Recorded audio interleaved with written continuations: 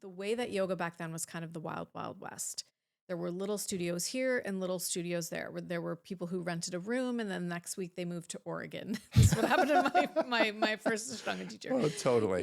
Hey everyone, I'm Andrea Ferretti. And I'm Jason Crandall. Welcome to Yoga-ish. We keep having a special guest, Ginger Rose Crandall, a little something for those of you that are watching this on the YouTube channel. Every time we come in here, she just wants to be in a lab. She needs a producing credit. She wants it to be really obvious that she's contributing. She wants an acting credit. That's true. Yeah. We got a whole production crew over here. So we are back with a little lighter conversation, yoga-ish. Yeah, that's why we decided to do yoga-ish, because we were doing the previous 2 episodes where we talked about, things we'd let go of in the yoga practice, things that have endured.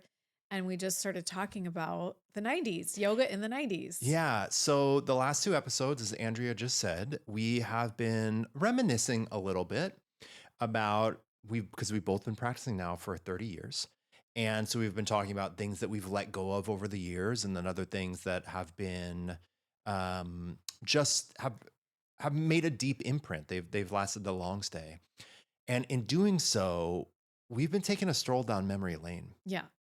And we thought we should record this stroll down memory lane. Yeah, we just thought it would be fun. If you weren't around doing yoga in the 90s, it was in part so incredibly different because it was not integrated into gyms.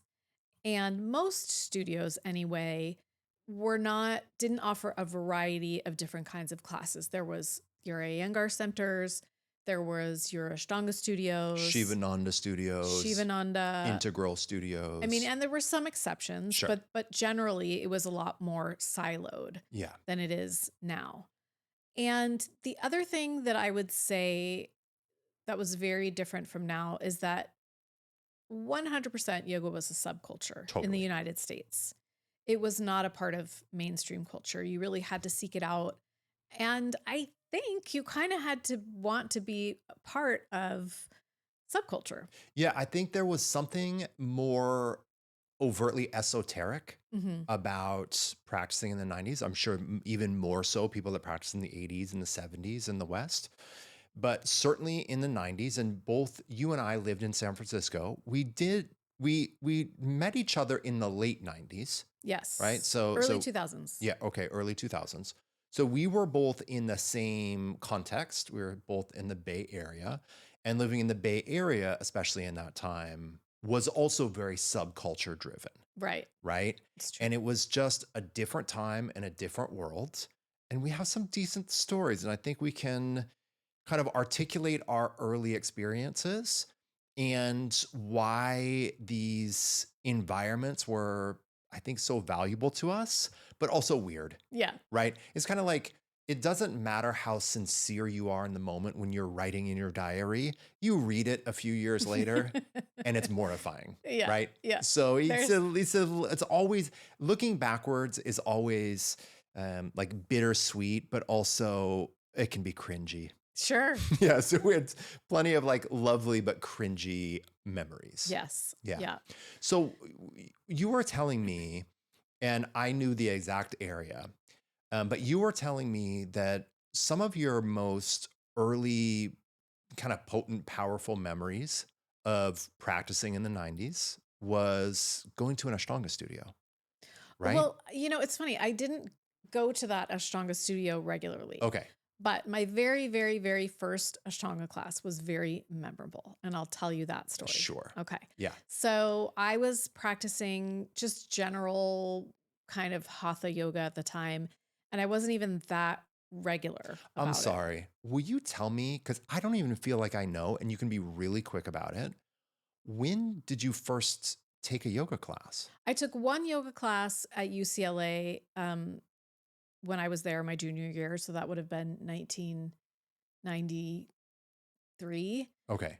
But it was in a yurt and it was really stinky. Okay. Really stinky. That sounds about right. And it was Iyengar yoga. Okay. And I went once and I was like, I'm never doing this Okay. again. So then I would say the second yoga class I ever went to was that class with Michael Cooper, which I'm going to tell that story as well. Okay. Should I tell that story? No. Okay. So you've done a little bit of hatha yoga. So I've done a little bit of hatha yoga. You had a dance background. I had a dance background. So I really wasn't hooked. And then a good friend of mine sent an email to a bunch of us saying, oh my gosh, you have to try this thing called Ashtanga yoga. It's so hard. And here, I just took this woman, Annie's class. Here's the address. She's building up the class. You got to go. And I saw that it was on the corner of Shotwell and I think it was 19th, and which was the seediest area of San Francisco at that time. It still kind of is. Still kind of is, although Sophia's school ended up being there. But yeah. And there was a murder in There was a murder. Yeah. So anyways, sorry guys. So many crazy stories. Anyways. So I just, the combination of like, oh, the class is really hard and it's in this like weird, funky part of town, just ding, I was like, I gotta go. Yes, please. Yes, please. And it was, I think it was at 8 o'clock at night, which right now I feel like, how was I not in my pajamas? I don't know. But I was probably about 25 years old. So drove over to Shotwell by myself. Didn't know, you don't pay ahead of time. There was no paying online, just like had some cash in my pocket. Parked, walked up this dingy, stinky metal stairwell.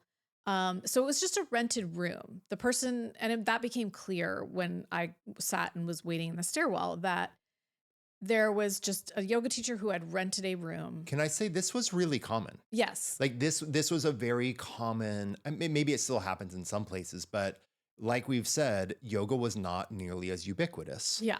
And there weren't many studios. Even in the Bay Area, there weren't many studios.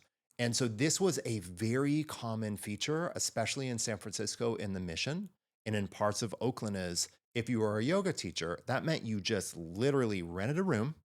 You put flyers up at Rainbow Grocery, the co-op, and you tried to build a living from that. So you arrive at class, it's a rented room. Right.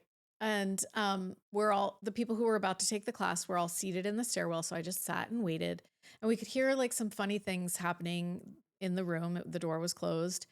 And 2 minutes before class started, the door swung wide open and out marched probably 10 people who were in various clown suits. They had been taking a circus arts class. And so there was a guy, I'll never forget, there was a guy with like a huge rainbow wig. There was someone like carrying things that you juggle with. What are they called? The bowling pins. Yeah, like bowling pins. Yeah, juggling pins. Just a whole, it was just a whole, and this room was tiny. So 10 people coming out of this room was like a clown car. And I just remember thinking like, oh yeah, this is right up my alley. Totally. It's right up my alley. Oh yes, I'm going to love this. And I went in and there were just 6 of us, or maybe 5. It was the first time I'd ever taken a class that was taught the more traditional way in Ashtanga, where you're facing each other. Okay. 2 lines facing each other. I did not know what Ashtanga yoga was. I did not know that it was a set series. I did not know a single pose from the set series or what order to go in. And the woman who taught was, as you should be in Ashtanga yoga, incredibly welcoming and helped me through the whole class. And if we were turned at a point where I was in the front and I was supposed to be knowing what I was doing, she would run up and do it. And I felt kind of silly, but I loved it because it was really hard. Sure. How many people were in class? I think there were 5. Okay. And she was the 6th. Okay. And I mean, that class had a huge impact on my life. And it was a lead primary series? Well, or lead as much as you can of the primary series? Yeah, it was a strict primary series class. But it was lead. It wasn't like an evening Mysore. No, it wasn't Mysore. You're right. Yeah, it was lead. Yeah. But I didn't even know the names of like Marichelsea D. Sure. I wish I still didn't know the name of Marichelsea D. Exactly. Yeah. At the end of the class, well, first of all, she was great. She moved shortly thereafter, so I never got to take class from her again, but she had a great sense of humor. She was one of the first people I ever experienced in yoga that, lightened things up. And I remember we were in Parsvottanasana and she was like, you guys all look so serious. This is just yoga. Anytime you're doing a pose, just remember, it's just a yoga class.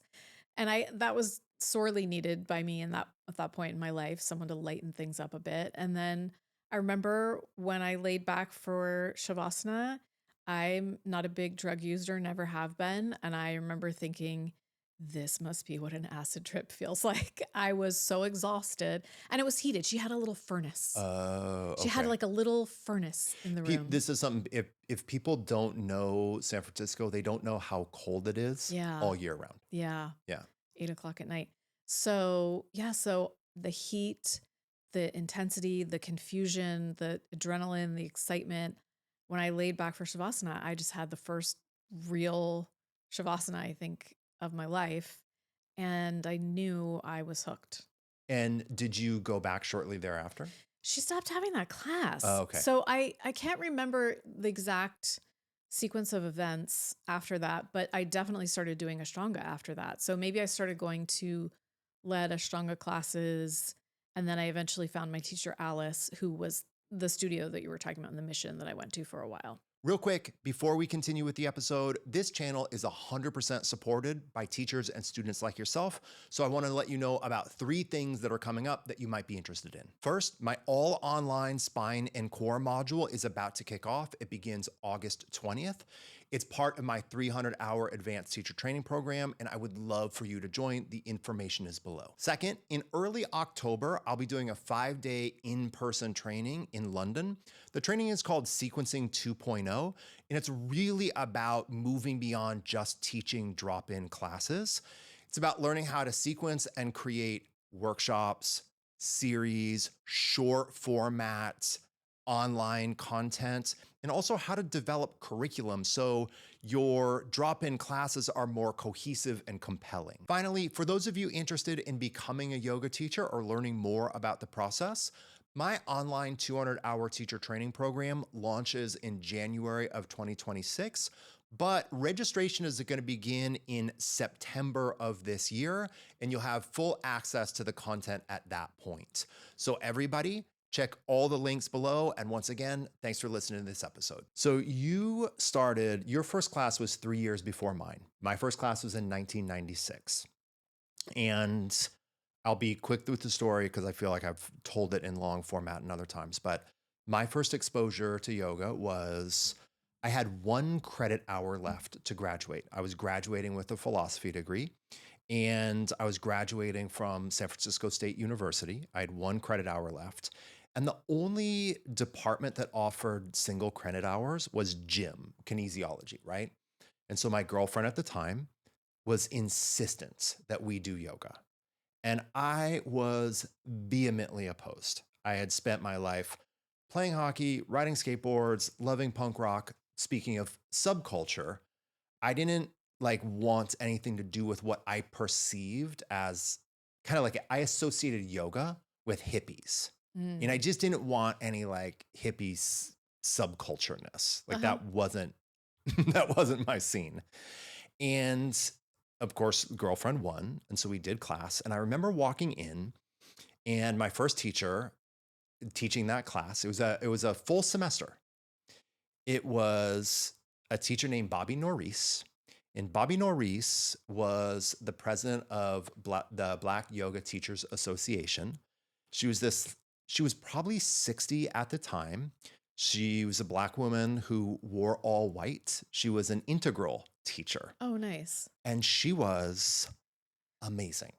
Immediately, her teaching and presence, and I was such a skeptic, right? I was not a skeptic. I was a cynic. She just immediately conveyed something, the way she spoke, the way she moved, the way that she managed a big group of college kids. And it was at San Francisco State. So San Francisco State, it's a California state school, and it's a city school. So it's incredibly diverse. So age, class, gender, this massive diverse group of students. And I just saw her ability to work with a ton of different people who didn't know anything and get us all to do the same thing at the same time. And I remember thinking to myself, I can't bleeping, bleeping, bleeping, bleeping, bleeping, bleeping, believe how hard this is. Hmm. I was blown away at how difficult down dog was, at how difficult basic things were, because I had done athletic things my whole life, but I had never paid attention to my body and held the shape. I had always done very dynamic movement based things, but I had never done a pose for a period of time. And I was so tight and so reactive and so reactionary. And I left that first class. And I'm not going to say that it was the same experience you had in Shavasana. I hated Shavasana, but I left that class and I felt good. Hmm. And I felt good in a way that I was completely unaccustomed to. And that now in the rearview mirror, I really see it as nervous system regulation. Like I had gone from a strong sympathetic state to now this very grounded parasympathetic state. And I remember my girlfriend, Chrisandra, asking me at the time, how, like, because she was so happy. She was like, did you love class? And I was like, I hated class, but I feel amazing. And it was the same thing for a whole semester. I hated class, but I felt amazing Hmm. afterwards. And then fast forward, graduated and started doing, and I didn't want to stop doing yoga, but I didn't know where to go. And I couldn't afford the $10 that you had to have to go to a studio. So I picked up a Rodney Yee VHS, and we would do that pretty much every day. And then she told me this guy, Rodney Yee, has a studio in the East Bay. We have to go. That must And have I was felt like you like, were going to see like a celebrity. totally. I was like, the ponytail guy, right? And I was like, all right, let's do it. And I remember sitting outside the steps of the original Piedmont Yoga Studio. And there are two just things that remind me of this so much, or that I have memory of, which is that time of year, all the wisteria was blooming. And so there was this purple wisteria everywhere, and it just smelled amazing. Mm. And that also right next to it was a French restaurant, and they cooked with the windows open. Mm. And so at 5:30, when we were sitting there, there was this combination of wisteria and then butter and shallots being So fried, nice. right? It was this summer day, Yeah. and someone pulled up on a motorcycle, and he got out, and he took his helmet off, And it was ponytail ponytail and all. guy. It was ponytail guy Rodney. And he walked right up to us and said, "Hi, my name's Rodney. Nice to meet you." And he was so disarming and immediate Mm. that I felt immediately very connected and very supported. I was like, all right. I took that class, and it was like, it just kind of blew my mind open about what a yoga practice could be Hmm. in terms of its nuance. Yeah, Yeah. it's humanness and nuance. So would you say that compared to when you took the classes in college, you actually started to enjoy class Yeah, when I you had went I had to kind of Rodney? gotten to the class, and just to be clear, and I did this thing for, so circle back quickly to the Bobby Norris, because she was my first teacher. And I did a little video. I don't know if you know this. I recorded a video for her to be put in this big compilation of videos that was presented to her by the city of Oakland. She won this like maybe 10 years ago. Okay. She won this like big award from the city of Oakland, for all the work that she had done. So my distaste for yoga in those early phases had nothing to do with her. She was an amazing teacher.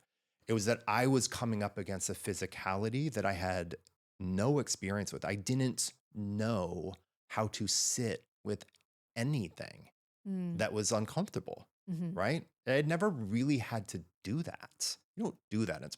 You are hurt and injured in sports, but in sport, you're not dealing with mental content the same way. Mm. You're isolating it. And so by the time I had finished that and was doing Rodney's VHS, I was now not just liking the effect of the yoga practice, but I was liking the actual practice itself. Mm-hmm. And I was starting to aspire to be more skillful in my abilities. So the story that I told you was my very first Ashtanga class, but my very first yoga class in San Francisco. So I had taken the one class at UCLA, thought it was not my thing. And then my roommate, Sarah, who had been my roommate in college, was like, oh my gosh, you have to come to this yoga studio with me. You will love it so much. Her friend Melissa had taken her. Melissa was from the Bay Area. She kind of knew everything. She took us to the Mindful Body. And Sarah had taken Yolanda Bain's class, who, as you know, Yolanda has since passed. Michael has since passed. Yeah. But Yolanda really became my first teacher. I didn't realize that. Okay. Oh, yeah. So Sarah said, we're going to go to this woman's class, Yolanda Bain. You are literally going to love it. You don't even know. And I was kind of like, okay. And I do remember walking into the Mindful Body. We've talked about the Mindful Body a lot on the podcast. I loved it. I loved the smell of the lavender. I loved how warm and friendly the person at the front desk was. I loved that it felt kind of like a spa. I just loved it. And so the way that studio was set up, the rooms were just separated by curtains that they pulled around. So I remember them opening up the white curtains and we all went in and sat down, and Yolanda wasn't there. It was a sub, and his name was Michael Cooper. And Michael Cooper was just the biggest character on the planet. There's just never going to be another Michael Cooper. Michael Cooper was very much like who was the 80s fitness instructor? Richard Simmons. Yeah. Mike, this very, yeah. That's a very good comparison. Yeah, he was a very Richard Simmons, but more like a little. He was a yoga Richard Simmons. Yeah, he was a yoga Richard Simmons. He totally was. He was like really energetic. He was everybody's best friend. So genuine. He was kind of goofy. He just immediately made you feel like you were special and funny and awesome. He was just beloved. I mean, at this time, people didn't know him as well, but I mean, he taught forever. And I remember 10 years later, people I worked with at .com saying to me, oh my God, you know this guy, Michael Cooper? He's so amazing. You go to class and he says, what time is it? And everybody says, now. And then he says, be a warrior, not. And everybody goes, a warrior. He was just the cutest little man. So, but I had no idea who he was. And my friend Sarah had no idea who he was. And she was expecting the tall, calm, graceful, very reserved Yolanda Bain. Yolanda Bain also just what an incredible person. Very quiet. Yeah. Really only said whatever words were necessary. The most beautiful embodiment of the yogic state. I just adored her. And she just knew that I was at the age and stage of my life where I kind of needed to be adored. So we all expected this person to come in. I had not met her yet, but Sarah expected, and in comes crazy, wacky Michael Cooper. And I don't remember much from the class, but I remember my friend Sarah, who you know really well, looking at me with desperation in her eyes, not wanting to do the things he was asking us to do. And I remember it was mostly a gymnastics class. I didn't know what yoga was at the time, so I had no idea. I just thought yoga was kind of like this weird, playful thing that he was doing. But we had to do forward rolls across the floor. He had us, I think he set up I feel like he set up a trail, an obstacle course. That sounds like Michael. And we had to do that. And did he break out his gymnastics pads? I mean, he did actual gymnastics arms at the end of things. Yeah.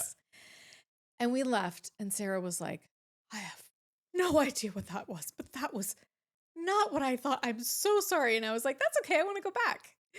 And I went back to that studio for years and years and years. And I went to Yolanda Bain's class because he didn't even have a regular class there. I have so many Michael Cooper stories, but the only one that I'm going to tell, and it's a very brief one, is I took his class the first time I ever took his class. And this was right around the time. I had started to go to Rodney's class in the East Bay. I was my girlfriend and I were breaking up, who had kind of exposed me to yoga. And I was starting to work near the mindful body. Um, but I was still young and poor. And I went to Michael's class, and afterwards he said to me, "I'm going to make you a deal." And I said, "Okay." And he said, "If you come to every one of my classes, you don't have to pay for them.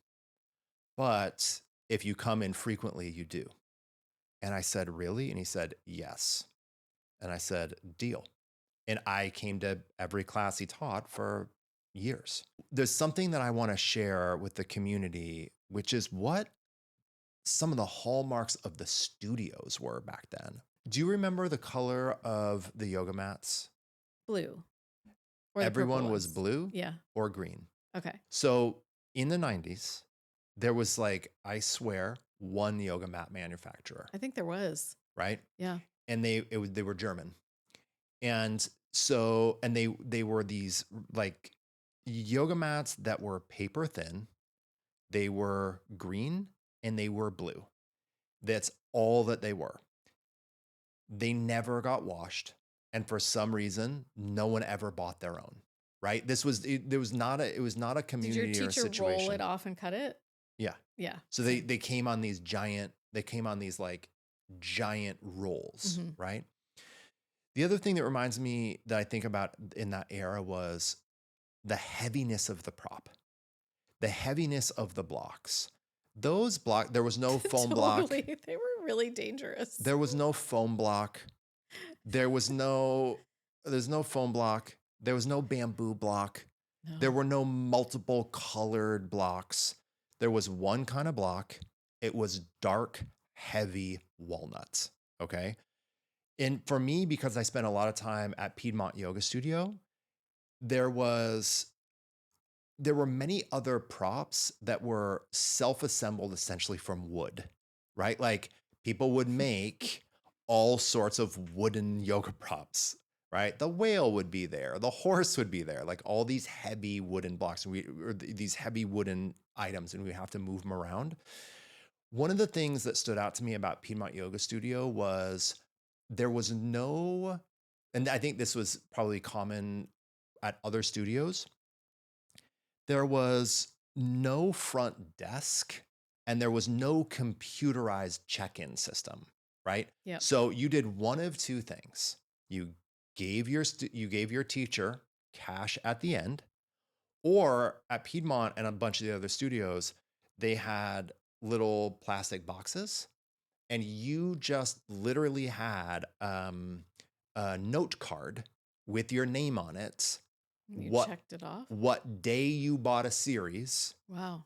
how many sessions the series had, and then you would just like write the date that you came on and then check it off. Yeah. Right? And so you would check yourself in by finding your index card and giving your teacher cash for that class, or giving your teacher class for a series, and you had the full monitoring of everything else that was there. And once in a while, as a teacher traveling around the world, I would years later come across a studio that just had those heavy wooden blocks, or they'd have a few of those unmistakable green and blue rolled up yoga mats. And I'd be like, oh, this is not a new yoga studio. This studio has been around for a long time. The way that yoga back then was kind of the wild, wild west.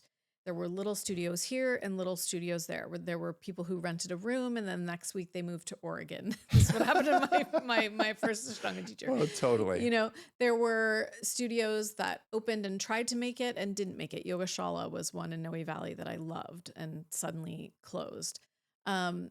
So because of that, because it was just here, there, and everywhere, there were just so many kinds of teachers who would come in and out, and there really wasn't a lot of consistency. I mean, obviously, if you went to an Iyengar center, there was a lot of There was consistency. an extreme consistency in there. And if you had a teacher who went to Mysore every year, there would be consistency in that Ashtanga class. But there was also just this wildness to it. Like Michael Cooper teaching a gymnastics class, and probably nobody complained about it. No. he didn't get a bad Yelp review, No. right? Like he just did as he wanted to do gymnastics that day. For sure. So another class like that for me that I went to a few times and I really enjoyed was taught by a teacher who was really in the circus arts. I'm pretty sure she was a trapeze artist and also an activist and very, very adept physically, beautiful to watch her walk through the room, really commanding presence. Gave me a lot of good adjustments because she pulled me out of my flexibility a lot. And no one had done that before. She was like, you need more strength. You are just She was 30 years ahead of her time. leaning into your hips. Maybe because she had the circus arts background. I don't know. Yeah, probably yes. But a lot of the people in that class, I only went like 3 times because I was a bit intimidated and it took a lot to intimidate me, were circus artists. So any kind of arm balancing, hand balancing into back bends, really extreme back bends was nothing to them. And she would give us something to do, like let's say headstand into Viparita Dandasana, right? So you're dropping from your headstand, your feet down to the ground. I couldn't do that. So, but she would give us options to the wall and things like that. But most of the people in the class For an acrobat, could. that's a warm up. And it was just so fun. It was just so wild and fun. Yeah, it was fun. And it was just like eccentric. an average Wednesday night. Totally. Yeah. It was fun. It was eccentric. It was I think I felt like I was part of something. Yeah. Right? I felt like I was part of something because it wasn't convenient. It wasn't convenient to practice. It was hugely inconvenient. There was like a 90-minute class was the shortest class that you could come across, right? Yeah. The shortest trainings around at that point were 1,000 hours, right? I think we can kind of wrap by summarizing some of the things for us that we miss, or some of the things that we feel we're just so glad that we got to be a part of. And then some of the things that we're happy have changed. Sure. Yeah. I mean, I would say I'm happy that yoga, even though I did love that it was a subculture, I am happy that so many more people have access to it and that it has developed a certain amount of consistency. And so I do think it's taught in a more logical way overall. Now you can sort of go into a chain studio and you'll get a decent yoga class, I hope, I think. And so that consistency, that bringing it to more people, having it be more accessible. I also appreciate that even in big fitness cultures now, yoga's seen as a great form of recovery. There's a gentle yoga class at my gym and it's always packed. I'm blown away. I love it. I love to see it. It just makes me so happy. So there are some things that, have changed for sure for the better. And I think, the things I miss are just the funkiness. The weirdness. Yeah, the weirdness, the funkiness, like the lack of fear around just being whatever you want to be that week is pretty amazing. I think you're being extremely kind and generous when you suggest that you can walk into any chain studio and have a good yoga class. I think that's maybe not the case. I think maybe what you mean is that it's just much more accessible and there is an upside to the mainstream accessibility, ubiquity of it. Yeah.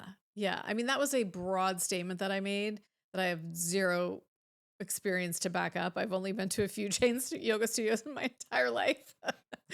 But I'm just thinking like there just is got to be more consistency in the way that yoga is.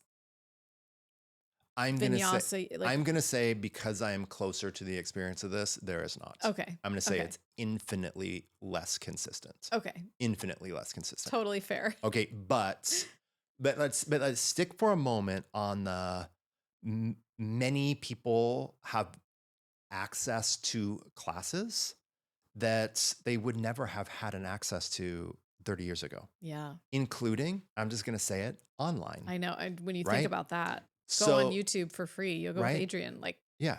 But don't go to Glow instead. But yes, right? It's or this podcast, like people get to learn. If you have access to the internet and you're interested, you can get served a lot of good free yoga information. And that wasn't the case. no. Like you had to so seek it out. So I like that there are elements of it being more mainstream and accessible that I really appreciate. I like, to be honest, you and I have both, we both have our eccentricities and we both live, I would say, still a somewhat different kind of life than what is super mainstream. But you and I have aged into much more mainstream people than the struggling artist or the struggling anarchist that we once were. Sure. Right. Yeah. And so it is nice. Like it's nice to feel clean after a yoga class, right? You know what I mean? Like it's nice that it isn't so dingy. It's you nice mean like that you're not in like a dingy Yeah, studio on yeah. Shotwell Avenue? Yeah, you're like, I don't think I got any sores from going into that room. Right.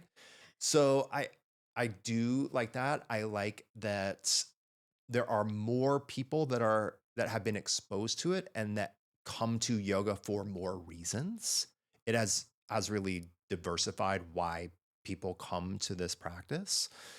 But I will say, of course, I also miss the weirdness and the eccentricity, and the part of it too, I think, is like our youth in so many ways, right? Definitely. Like we like to have that old school experience.